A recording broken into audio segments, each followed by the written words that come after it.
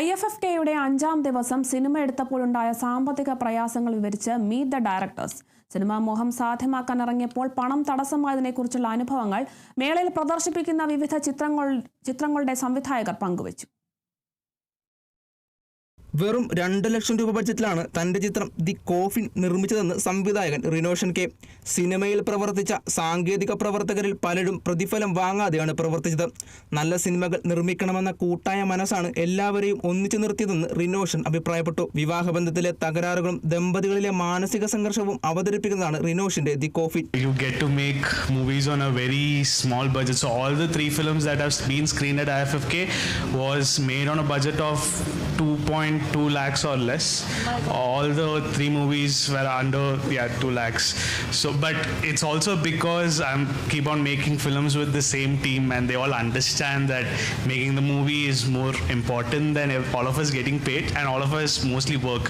വിദ്യാർത്ഥിയായ മഹാരിഷി തുഹിൻ കശ്യപ് തന്റെ അസമീസ് ചിത്രം കോക്ക് കോക്ക് കൊക്കോക്ക് അബ്രവാളിയിലെത്തിച്ചത് സത്യജിത്ത് റേ ഫിലിം ഇൻസ്റ്റിറ്റ്യൂട്ടിൽ നിന്ന് തനിക്ക് ലഭിച്ച 13 ലക്ഷം രൂപയുടെ ഗ്രാന്റ് ഉപയോഗിച്ചാണ്.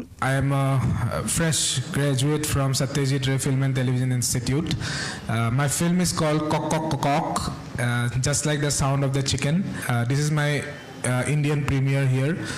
It's a 62-minute film. It's about a man who loves his bike a lot, and the bike is a RX-100 motorcycle, and eventually transforms into the bike itself. I hope you will be there for my screening. ചാവ് കല്യാണം എന്ന cinema പിറന്നതാകട്ടെ കുടുംബാംഗങ്ങളിൽ നിന്നുള്ള ധനസഹായത്തോടെയാണെന്ന് സംവിധായകൻ Vishnu K Beena പറഞ്ഞു. F56 ക്യാമറയിൽ വെറും 15 ദിവസത്തിനുള്ളിൽ ചിത്രം മോഹം പൂർത്തിയാക്കാൻ കഴിഞ്ഞത് സിനിമയോടുള്ള പ്രതിബദ്ധത പ്രതിസന്ധികൾക്ക് അപ്പുറമായതിനാലാണെന്ന് ഫൈസൽ റസാഖ് പറഞ്ഞു. എൻ്റെ 2ാമത്തെ സിനിമയാണ് മോഹം. ഇപ്പോൾ 2 ഷോ കഴിഞ്ഞു. ആമല എന്ന് പറഞ്ഞ പെൺകുട്ടിയെക്കുറിച്ചാണ്, അവരുടെ POVയിലാണ് സിനിമ മുമ്പോട്ട് പോകുന്നത്.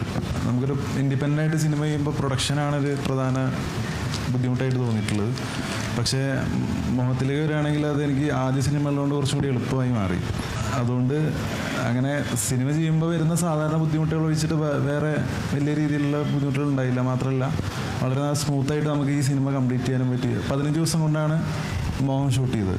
വെനീസ് ബിനാലെ കോളേജ് ഓഫ് സിനിമയിൽ നിന്ന് 1.18 കോടി രൂപയുടെ ഗ്രാന്റ് ലഭിച്ച ചിത്രമാണ് നിധി സക്സേനയുടെ the secret of the mountain serpent. യുദ്ധത്തിന്റെ പശ്ചാത്തലത്തിൽ സ്ത്രീകളുടെ ലൈംഗിക ആഗ്രഹങ്ങളെ കാവ്യാത്മകമായി അവതരിപ്പിക്കുന്ന ചിത്രം 10 മാസത്തിനുള്ളിൽ ചിത്രം പൂർത്തിയാക്കേണ്ടി വന്നതിലെ വെല്ലുവിളികൾ നിധി ഓർത്തെടുത്തു. മേളയിലെ 19 സിനിമകൾക്ക് കേന്ദ്ര വാർത്താ വിതരണ പ്രക്ഷേപണ മന്ത്രാലയം സെൻസർഷിപ്പ് ഇളവ് നിഷേധിച്ചതിൽ ചർച്ചകൾക്കിടയിൽ പാനലിസ്റ്റുകളും മോഡറേറ്റർമാരും വിയോജിപ്പും രേഖപ്പെടുത്തി. Kerala vision news, Thiruvananthapuram.